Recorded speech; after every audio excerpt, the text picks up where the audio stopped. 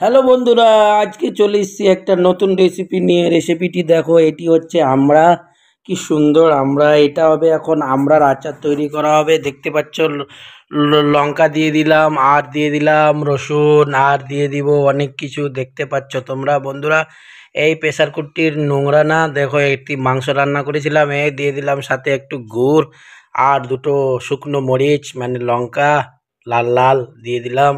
আর দেখো, জিরা দিয়ে দিলাম হালকাটুকু, আর কাঁচা পেঁয়াজ দিয়ে দিলাম অল্প একটু। আর দিয়ে মজা করে রেসিপিটা আজকে তৈরি হবে, সেটি হবে আমড়ার আচার। খেতে খুব সুস্বাদ, আর খেলেই স্বাদ, গন্ধেতে মন ভরে যাবে বন্ধুরা। দেখো আজকে এই রেসিপিটি পুরো শেষ পর্যন্ত দেখবে। ভিডিওটি ভালো লাগলে লাইক করবে, চ্যানেলটিকে সাবস্ক্রাইব করবে। এই দেখো, অল্প হলুদের গুঁড়া দিয়ে দিলাম, আর সাথে দিয়ে দিব নুন, স্বাদ মতো দিয়ে দিতে হবে। তো অনেক কিছু দিব, দেখতে পাবে আস্তে আস্তে। দেখো কত রকমের জিনিস দিচ্ছি এই আচারটি বানাবার জন্য। তো আপনারাও এরকম একটি আচার তৈরি করতে গেলে এই ভিডিওটিকে পুরো ফলো করুন, তাহলে আপনারাও দেখতে পাবেন এই রেসিপিটি তৈরি করতে পারবেন বন্ধুরা ঘরে বসে। এই হলুদটি একটু কম দিয়েছিলাম এখানে, সাথে দিয়ে দিলাম একটু লঙ্কার গুঁড়ো, মশলা যেটাকে আমরা বলি। আর দিয়ে দিলাম পিওর সর্ষের তেল। কত পরিমাণ সর্ষের তেল দিলাম? প্রায় 100 গ্রাম পরিমাণ সর্ষের তেল দিয়ে দিলাম, কাঁচা সর্ষের তেল, একদম খাঁটি সর্ষের তেল। আর সাথে দিয়ে দিব জল।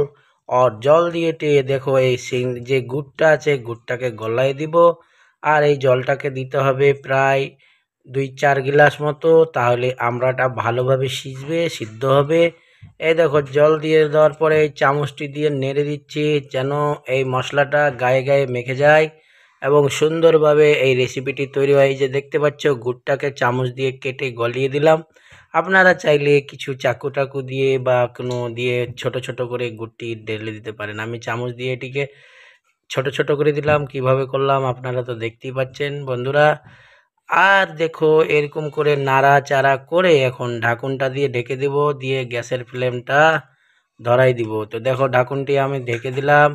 এই ঢাকুনটিও নোংরা না, কিছুক্ষণ আগে মাংস রান্না করেছিলাম সুন্দর করে, যেটা দেগের মতো স্বাদ হয়েছে। ওই ভিডিওটাও পেয়ে যাবা, লিঙ্কটা পেয়ে যাবা, দেখে নিবা। তো রেসিপিটি দেখো, এখন ঢাকনা লাগাই দিলাম। ঢাকনা লাগার পরে কিছুক্ষণ পরে এই আগুনটা দেখো, গ্যাসের ফ্লেমটা ধরিয়ে দিলাম। আর ধরিয়ে দেওয়ার পরে আমি ভুলে গেছি বন্ধুরা, লবণ দিতে ভুলে গেছি। লবণ এবং তেজপাতা আবার অ্যাড করে দিলাম। দেখতে পাচ্ছ, অ্যাড করার পরে এখন এটি রান্না হয়ে গেল। সিটি দিল কিছুক্ষণ, তারপর দেখো এই তো আচারটা খাওয়ার মতো, একদম রসালো খাবার। খেতেই সেই স্বাদ, বুঝালে বলে বুঝাতে পারবো না। আপনারা বাড়িতে বানিয়ে খাবেন, তাহলে স্বাদটুকু বুঝতে পারবেন। আর চ্যানেলে নতুন হলে চ্যানেলটি সাবস্ক্রাইব করুন, আর ফেসবুক পেজটিকে ফলো করুন।